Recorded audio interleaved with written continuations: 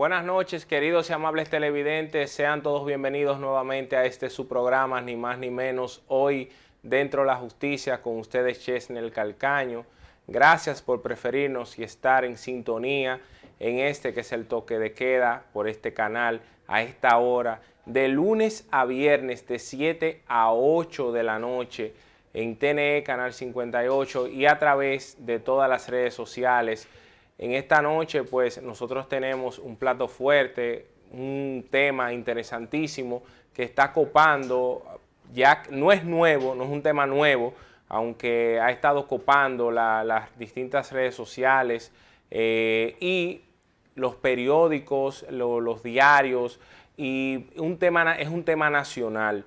Ha sido de alguna manera una punta de lanza que ha tomado un congresista y que ha sido, diría yo, llevado a viejas andanzas que vienen de los grupos civiles, donde se llevaban temas para que fueran de alguna manera sean colocados en opinión por la población a través de libros, como fue por la Marcha Verde, donde se colocaban los libros verdes para que la gente lo firmara y diera su opinión. Y este libro, se ha colocado un libro de firmas por un congresista, algo muy paradigmático, donde ha establecido que quiere la opinión de la gente para que la gente diga qué piensa y se manifieste a favor de este proyecto de ley. Y digo que es algo muy paradigmático porque se supone que los distintos congresistas deben llevar sus proyectos de ley a discutir en el hemiciclo, en el Congreso, para que sean colocados en discusión. Una persona que para mí merece mucho respeto, no solo por el cariño y afecto que le tengo como ser humano, como persona, sino como profesional del derecho, porque tiene muchísimos años de ejercicio y no solo conoce distintas áreas del derecho, sino que es un ente muy acucioso, que conoce la política nacional, el manejo de la cultura general y de cómo se maneja el dominicano, porque yo entiendo que este tema que vamos a tratar esta noche tiene que ver mucho, no solo con el impacto jurídico, sino con el impacto socioeconómico, cómo esto va a impactar a la República Dominicana, porque uno de los temas que nosotros hemos dejado de lado por muchos años es cómo los proyectos de ley que nosotros estamos trayendo de otros países y lo estamos colocando en la República Dominicana sin hacer estudios, cómo esos proyectos de ley van impactando en la República Dominicana.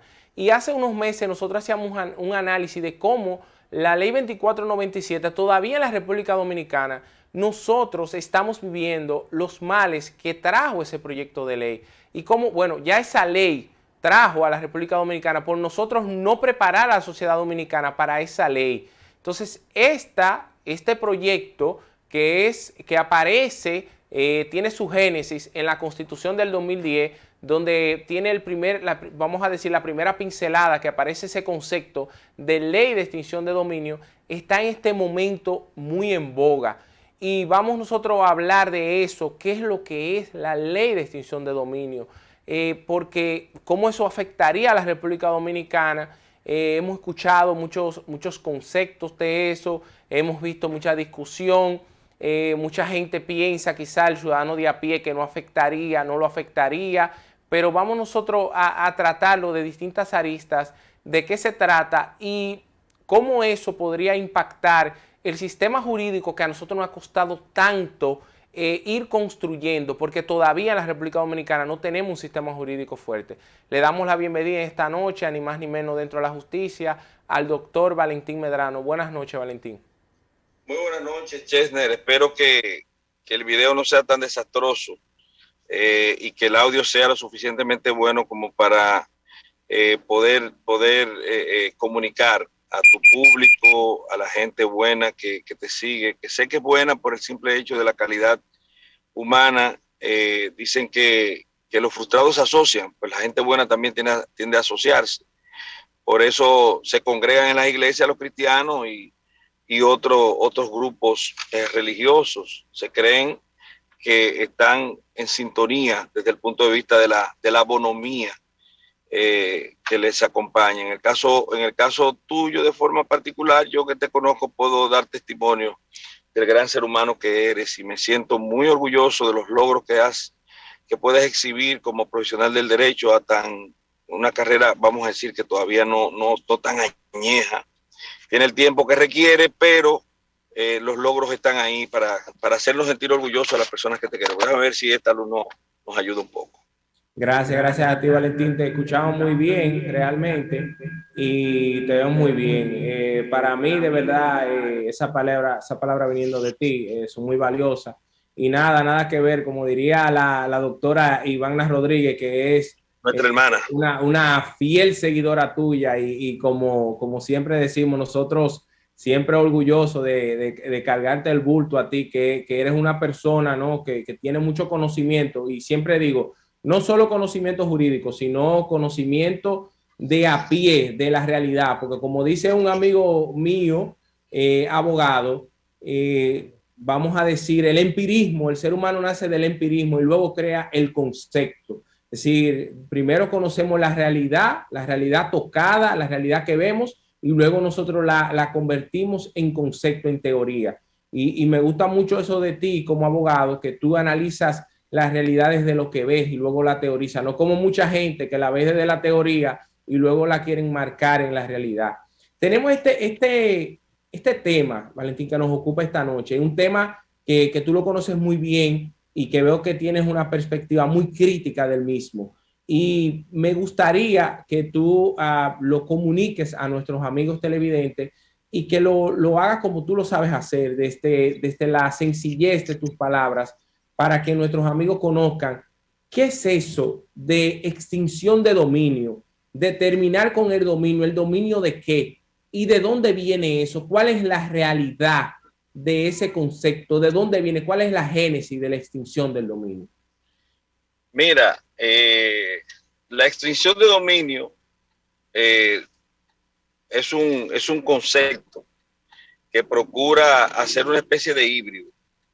Lo voy a decir así. Mira, primero quiero antes de todo, pedirle excusa a tu televidente y a ti mismo, porque yo tenía previsto para el día de hoy estar en el solaz del hogar, en el solaz esparcimiento propio para este tipo de participación, porque hay que ser responsable cuando se hace este tipo de cosas y entenderse privilegiado cuando una persona con tanto nivel le da la oportunidad a uno de participar en un programa de tanta calidad, pues entonces uno necesita estar apetrechado de las exigencias mínimas indispensables para hacer algo con calidad. El problema es que se nos extendió mucho una audiencia y estamos saliendo para cumplir también con otros compromisos posteriores. Entonces, lamentablemente tenemos que estar en esta diatriba, pero le pedimos excusa y para una próxima entrega yo voy a tratar de estar en vivo. Sí, en vivo allá contigo. Sería interesante. Si Dios quiere, así será, y no te preocupes, que nosotros más que nada lo entendemos. Agradecerle a Ivana. Ivana no es al revés, el admirador de Ivana soy yo.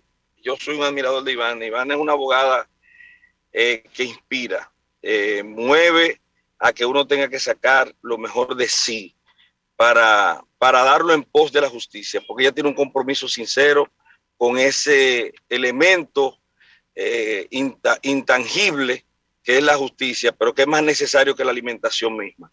Si no hay justicia, señores, no hay absolutamente nada.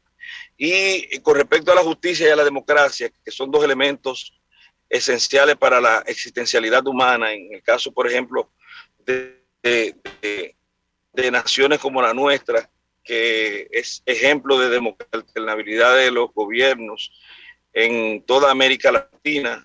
Somos la democracia más robusta de América Latina, a excepción de la de Costa Rica. Nosotros tenemos que preservar las garantías de derechos, las libertades y la democracia como un estadio donde se permite el ejercicio, donde se prohíja situacionalmente un caldo de cultivo que permite el ejercicio, disfrute, gozo de los derechos fundamentales. Ahora, esos derechos fundamentales, esa democracia están en el peligro con dos elementos nocivos que están en la discusión, que están en boga actualmente en la República Dominicana. Uno, el más peligroso para mí, la ley de extinción de dominio. Dos, la modificación constitucional para hacer al Ministerio Público un presunto Ministerio Público independiente sobre la égida y base de afectar todo lo que son las definiciones constitucionales, lo que son las procuras constitucionales y lo que son las figuras desde el punto de vista constitucional que impiden que eso pueda ocurrir, que eso pueda vivenciarse y que esté apegado justamente con un sistema constitucional como el nuestro. Quiero decirte que cuando hablo de la ley de extinción de dominio, cuando me refiero a este desaguisado que se procura instaurar en la República Dominicana y que creo que lo van a instaurar porque existe la voluntad política para hacerlo, y cuando hay voluntad política para algo es prácticamente imposible, indefectiblemente, de que la razón, de que la razonabilidad y de que en lo que se funda una sociedad y las garantías sustantivas de los derechos fundamentales estén contrarios a ello, la voluntad política se va a imponer. Pero tenemos que definir lo que es el concepto de extinción de dominio. Extinguir dominio no es más que desapropiar, es lo único que significa quitarle la propiedad a una persona de un objeto o de un inmueble que se presume en la definición que se da en los países donde se instauró inicialmente y que se legalizó esta figura jurídica nociva, es procurar quitarle a una persona que ha obtenido bienes o dineros de una actividad ilícita. Es decir, se supone que lo primero que tiene que probarse para que pueda llevarse a efecto la acción de decomiso o lo que es el retiro de la propiedad, la desapropiación de un bien, es que tiene que ser este bien para poder hacerlo dentro del amparo, del resguardo, de la normatividad que se ha de implementar. Lo primero que tiene que ser ilícito, tiene que ser ilegal el origen. Pero entonces, Valentín, es un tema interesante eso que tú planteas. Vemos que en Colombia esa ley de extinción de dominio ya se aprobó, está aprobada hace tiempo que ya se está regulando. En Guatemala, que tiene una situación también muy calamitosa con el tema de las gangas, como nosotros le conocemos aquí, el mismo tema del narcotráfico, igual que Colombia también, el mismo tema de la guerrilla. También vemos que en México, en el 2008 se instauró y ahora con López Obrador la quiere modificar y agregarle otros delitos también. Y han sido por situaciones específicas. Ahora, si nosotros nos ponemos a ver, se ha dicho que no se encuadra ni en lo penal, ni en lo civil, sino que es una jurisdicción especializada. Entonces, si no es penal, no hay un juicio a lo ilícito. Entonces, si no hay un juicio a lo ilícito, entonces, ¿cómo es que se va a determinar la verificación de que hay algo que fue obtenido de manera no lícita? Mira, por eso que yo digo que eso es un desaguisado que no tiene lógica ni razón de ser. Yo lo digo con toda el dolor que imprime el conocimiento de esta figura nociva. ¿Por qué es nociva? Mira, ¿qué ocurre? Tú quieres, o ellos quieren, ellos pretenden, y pasó en México, como tú lo dijiste, pasó en Colombia primero, pasó en Guatemala, porque Guatemala, México y Colombia tienen una realidad que nosotros no tenemos.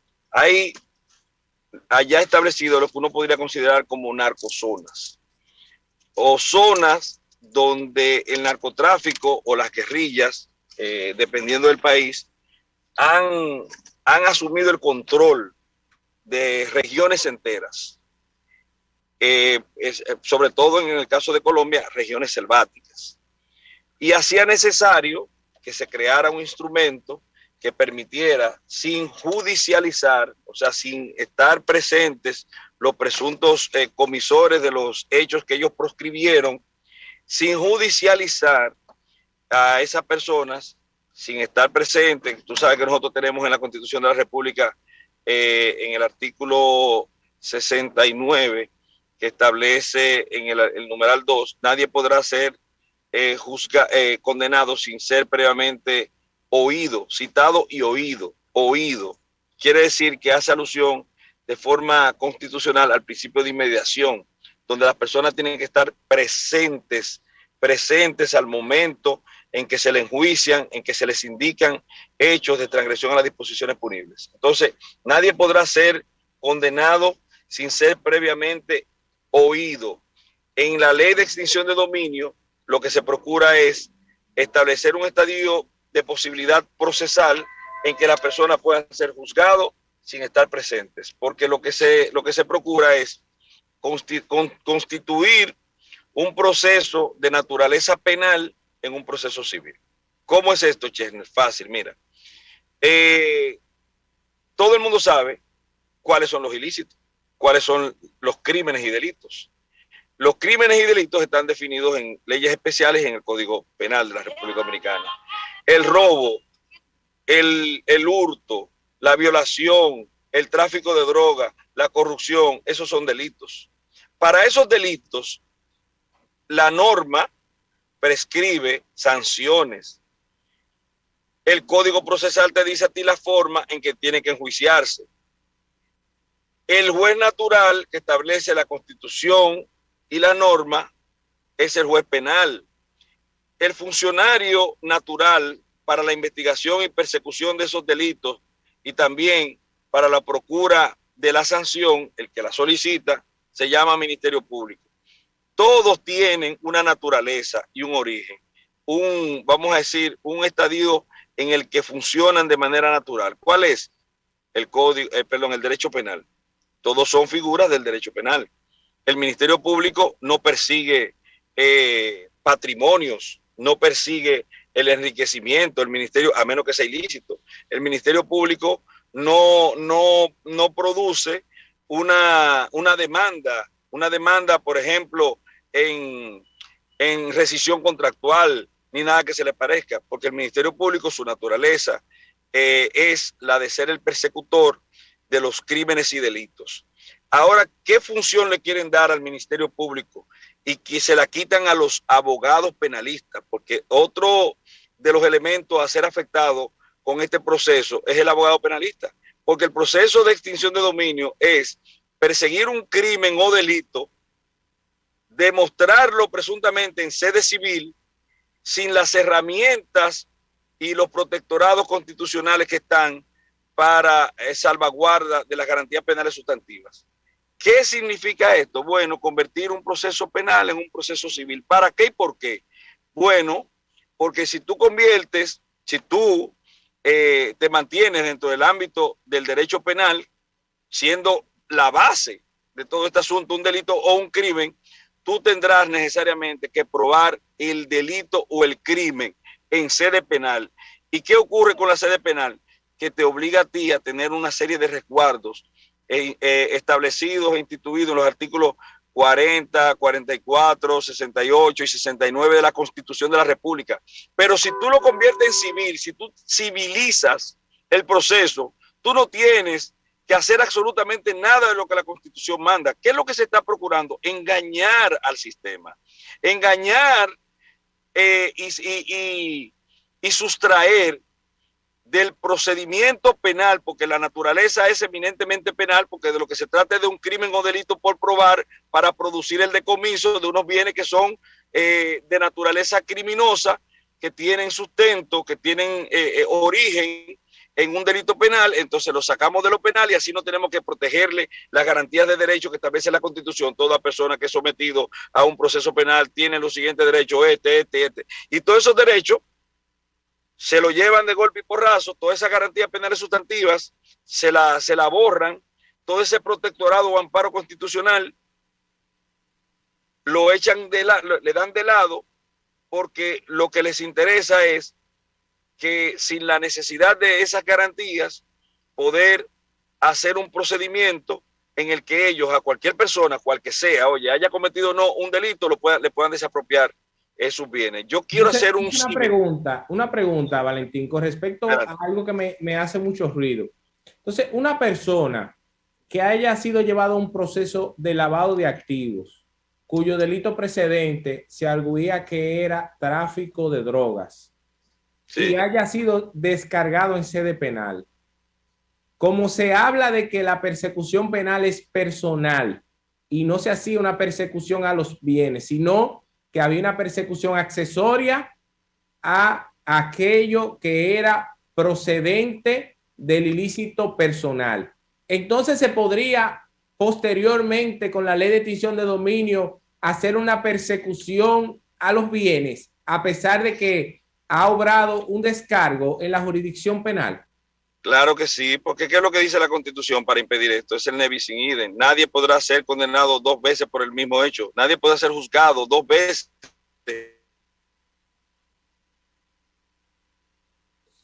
Parece que tenemos un tema ahí por la conexión. Pero es interesante lo que toca el licenciado Valentín, porque es uno de los temas que más ha servido. Te perdiste un poco la conexión, Valentín, ahí, pero es interesante que tú lo repitas eso, porque es una de las cosas que más me hacen ruido. Es decir, y es uno de los elementos por lo cual, por ejemplo, ahí está el caso de Quirino, que Quirino fue juzgado en los Estados Unidos, no juzgado en República Dominicana. Y a él llegar a la República Dominicana tuvieron que devolverle parte de sus bienes. Si Quirino pudiera ser, bueno, no Quirino, sus bienes pudieran ser perseguidos por la ley de extinción de dominio, entonces en este momento, si es aprobada la ley de extinción de dominio. Si se hace retroactiva, sí. Él y cualquier otra persona. Si se hace retroactiva, eso podría ocurrir. Lo que estaríamos estableciendo, señores, es sencillamente la muerte, el asesinato de las garantías de derecho, el asesinato del protectorado constitucional. Es decir, una constitución que no es constitución, porque esas garantías, señores, óyeme, son más viejas que todo el que está vivo. Porque el artículo 8 de la vieja constitución, que ahora está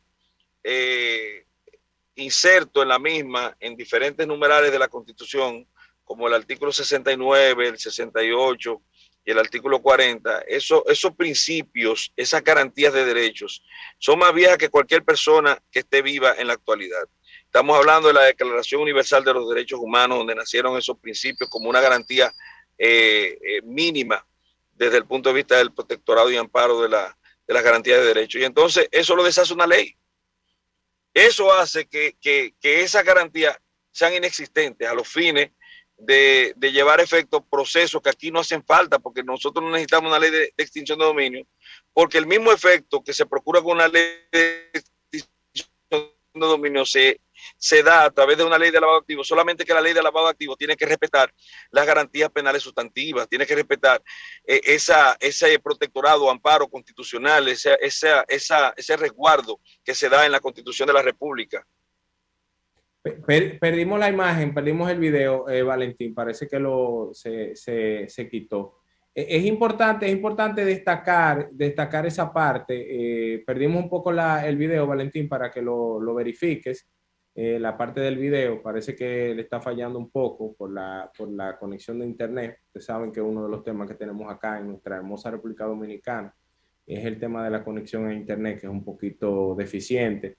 Pero ese es uno de los temas que tiene la ley de extinción de dominio, donde la ley de extinción de dominio a usted lo podrán juzgar en un tribunal. Usted lo podrán juzgar en un tribunal. Usted podrá ser descargado, porque de los relatos que yo he escuchado, Valentín, es decir, no, porque la persona puede ser descargada por un artificio legal, porque haya habido un vicio legal. Sí, pero puede ser descargada por cualquier otra cosa. Pero si es descargado por un artificio legal, es por una garantía que ha sido violada, es por esa garantía que fue establecida por el legislador en favor de ese ciudadano. Entonces, si ya ese ciudadano fue favorecido por esa garantía, no puede volver nuevamente a ser colocado en un proceso sus bienes que fueron de alguna manera, hay que decirlo, ungidos por ese proceso. Es decir, ya esa persona, sus bienes fueron decomisados, en ese momento fueron o colocados, vamos a decirlo así, de manera provisional en manos de un órgano persecutor. Es decir, el mismo órgano persecutor va a colocar los bienes nuevamente bajo un proceso. Entonces yo te pregunto, Valentín, he escuchado muchos abogados que defienden esto que dicen, pero no es como muchos dicen.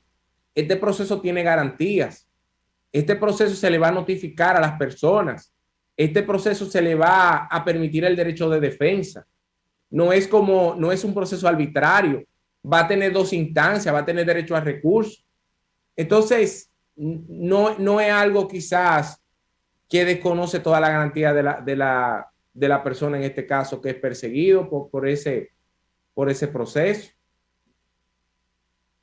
Verifica tu micrófono, Valentín. Creo que el micrófono sí, apagado. sí, hermano. Disculpa. Mira, ¿me escucha? Sí, ahora te escuchamos. Mira, hermano, eso que tú dices así. El problema es que las garantías, eso que alguna gente malintencionado, bueno, yo no diría que está malintencionado, sino simplemente equivocado.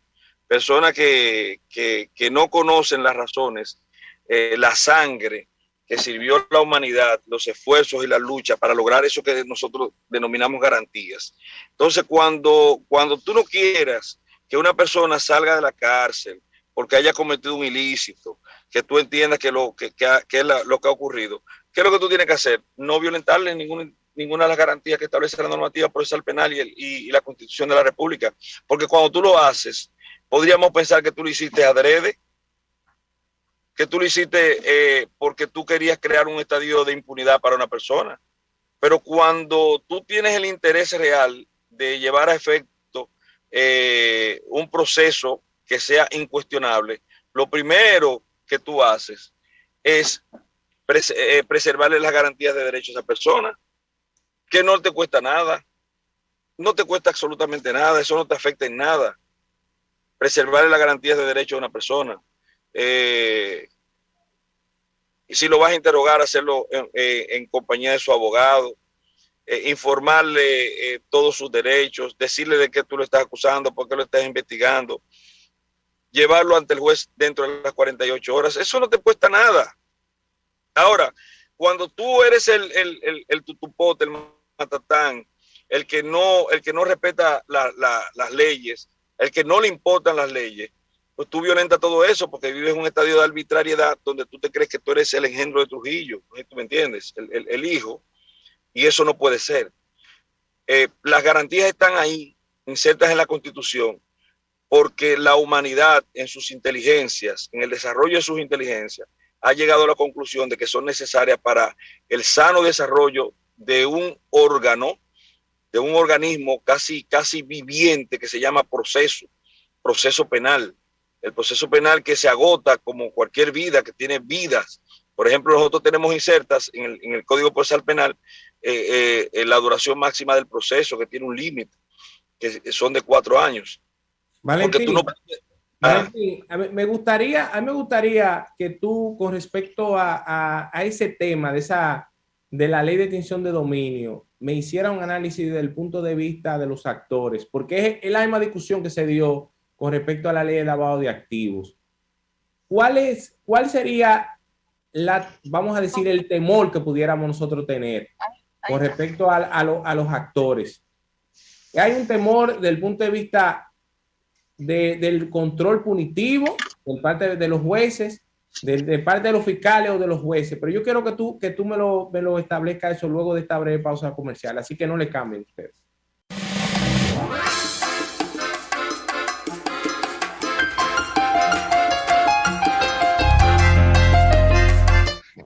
Gracias por mantener la sintonía en este su programa, ni más ni menos. Seguimos con Valentín Medrano. Valentín, antes de irnos a la pausa, te preguntaba, ¿qué crees tú? Porque siempre que vienen estas nuevas legislaciones, se dan estas discusiones, lo mismo que se dio con la ley de lavado de activos.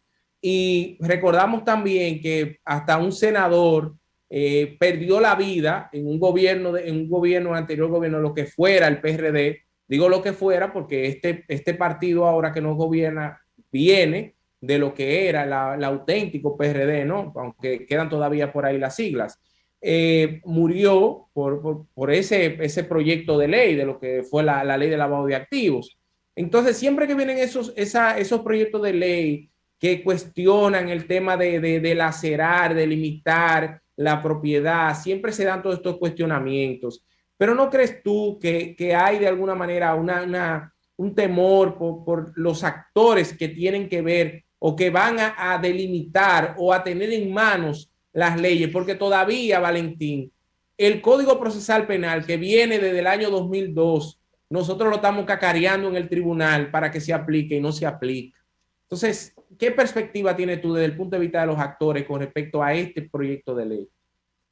Chesner, te lo voy a responder sencillo. Tú y yo compartimos estrado en un proceso de esos sonoros.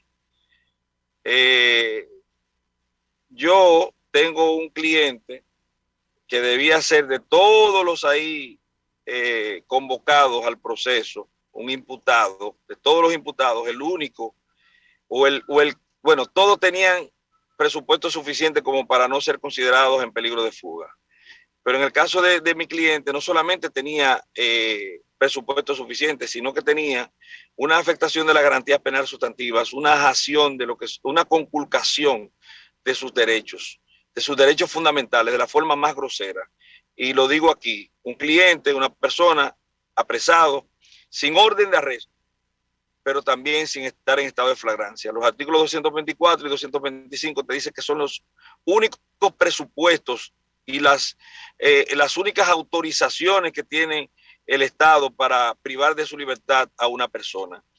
Y sin embargo, ¿cuál fue el resultado de la imposición de medida de coerción?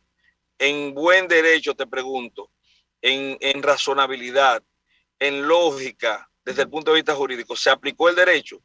No se aplicó el derecho. Tú estás claro de que no se aplicó el derecho, ¿verdad? Y tú estás claro de que esas frustraciones a las que tú haces alusión se dan en el marco de una aberrante inaplicación de las garantías de derecho, de un irrespeto absoluto a la norma, de una inaplicabilidad de la ley, de una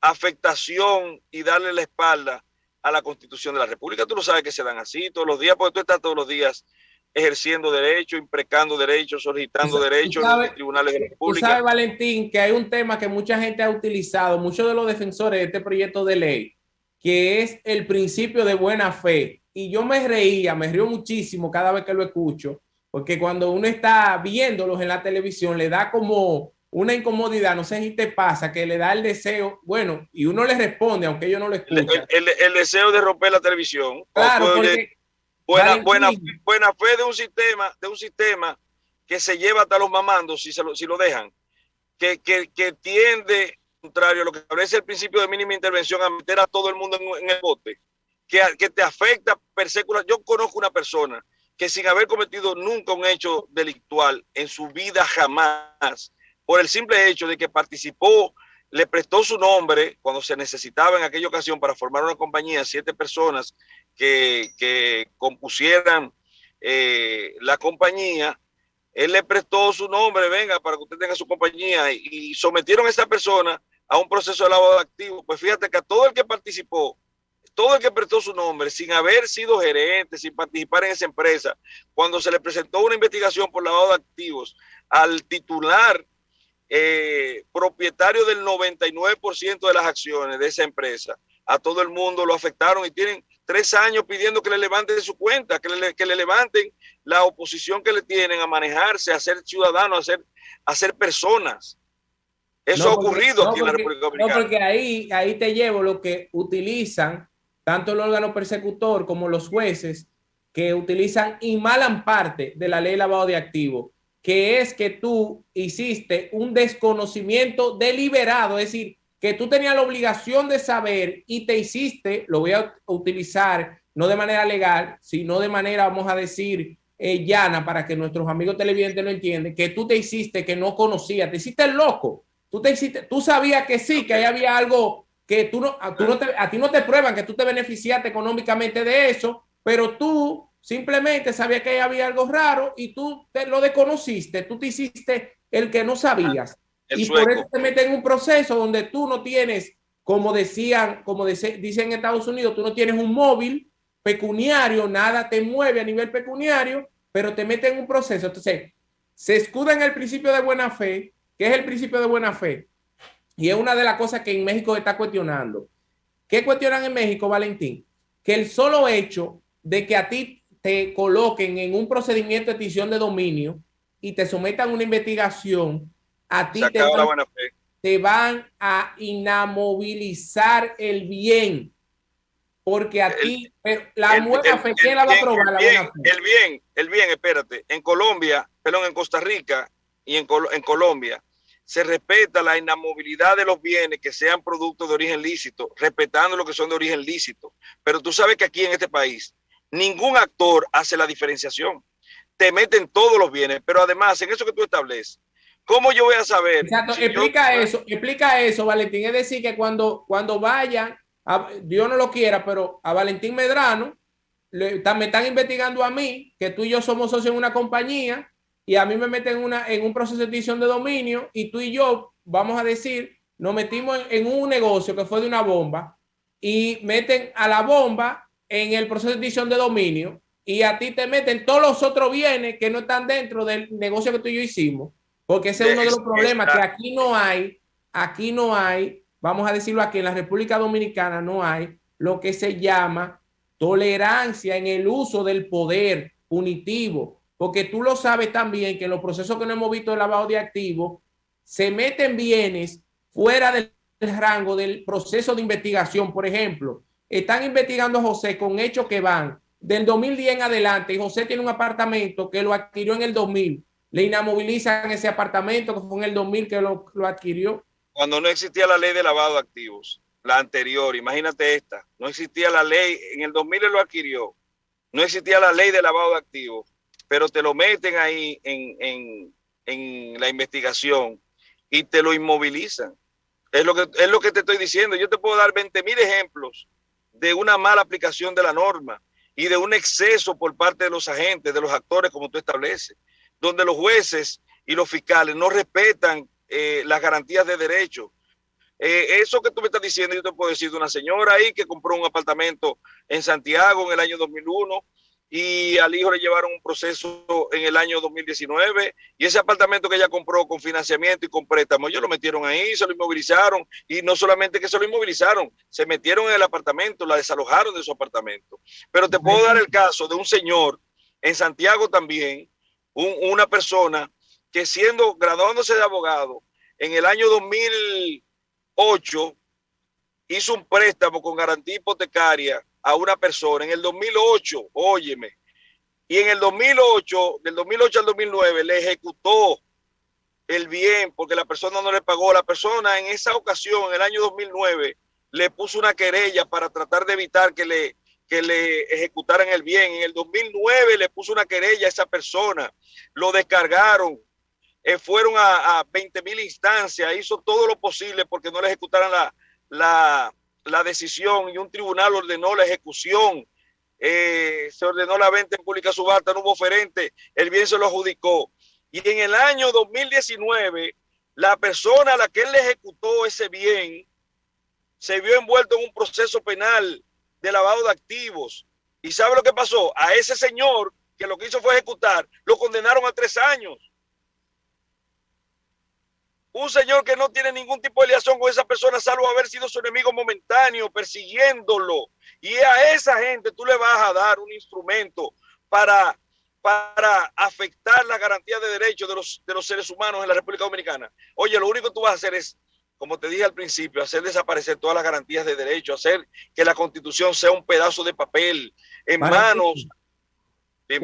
Una de las interrogantes que me surgen de algo que cuando estaban hablando del tema de doble persecución, que tú decías, si la haces retroactiva. Estábamos escuchando, los defensores de ese proyecto de ley dicen, oye, ¿dónde se anclan? La ilegalidad no genera derecho.